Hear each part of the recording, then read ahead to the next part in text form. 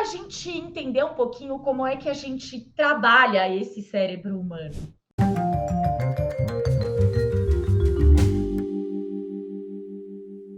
Se a gente for mergulhar nas teorias de coaching, principalmente, os coachings dizem que o ser humano possui 4 necessidades básicas, necessidades essenciais, vitais para eles. E elas precisam ser atendidas para que ele consiga executar o seu papel de forma adequada. E eles colocam que tem que ser nessa sequência, tá? Então, a primeira necessidade essencial do ser humano é de ser ouvido na essência. Então, ele precisa ser ouvido, ele precisa que as pessoas escutem sem julgamento, né, de peito aberto. Esse é o primeiro momento. Não estou falando de profissional, estou falando de qualquer ser humano. Segunda necessidade é ser reconhecido e notado. E às vezes, esse reconhecimento e percepção, né, pode vir para o lado ruim também, porque se eu não sou reconhecido pelas coisas boas que eu faço, eu posso ser reconhecido pelas coisas ruins que eu faço. Ter a necessidade básica é que ele tem o direito de errar. Então, ele tem necessidade de ter direito de errar, de que a gente permita que ele erre, o que faz parte da condição humana. E a quarta necessidade básica é o direito de pertencer. Gente, essas 4 necessidades, elas vão permear toda e qualquer atividade que a gente for fazer com os nossos colaboradores, tá certo? E a gente precisa entender uma coisa: a gente não consegue convencer ninguém de nada. Não percam o tempo de vocês tentando convencer as pessoas. As pessoas, elas agem por motivação. E o que é isso? São motivos para a ação. Então, ela vai agir, ela vai ter um motivo para agir, para ter essas necessidades básicas atendidas. Mas vocês vão ver na prática como isso funciona. E é importante que, assim, a minha motivação não é a motivação do Celso, não é a motivação da Edna, não é a motivação da Elizabeth. Cada um de nós tem uma motivação diferente para estar ali. Então, às vezes, tem um profissional que está se aposentando e está ali naquele plantão porque ele está esperando chegar, né, o prazo para ele conseguir essa aposentadoria, ou está ali um profissional novo que está ali porque ele decidiu que esse é a profissão que ele quer para a vida dele, é o que ele quer fazer da vida e cuidar de pessoas.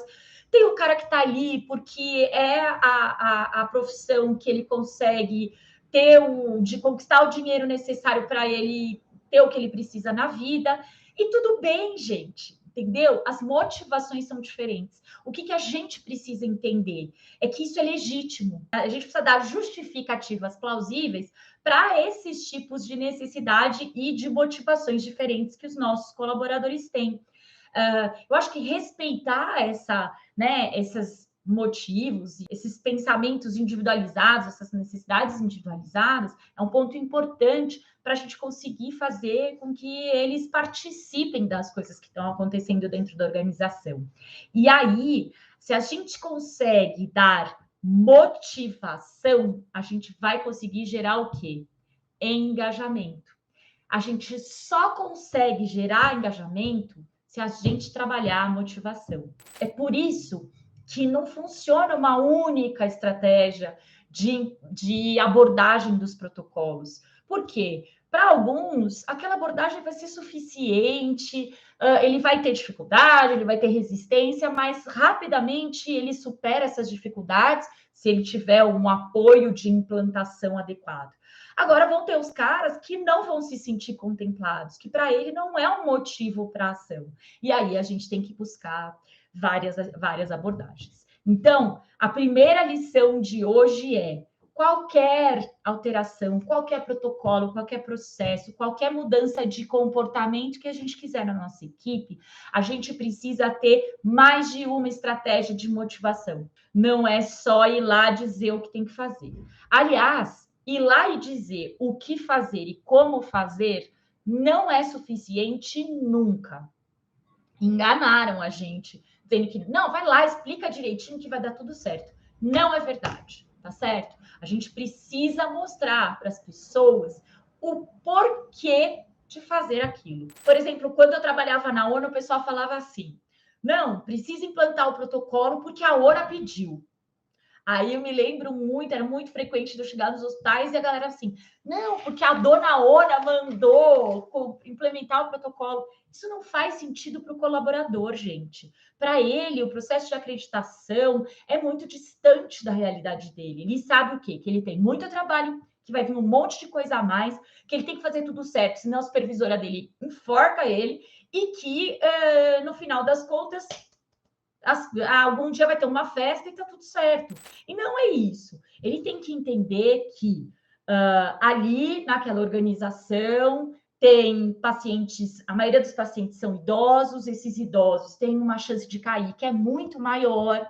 E hoje na organização tem uma frequência de queda ali naquela internação de 12 pacientes por mês. Essa frequência de quedas precisa diminuir pela metade.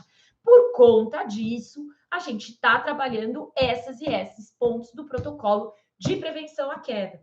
Percebe a diferença do que eu falar para ele? Ele falou assim, não, você tem que cumprir esse protocolo porque a ONA está mandando. Ele entende, faz parte do dia a dia dele, ele saber esse porquê.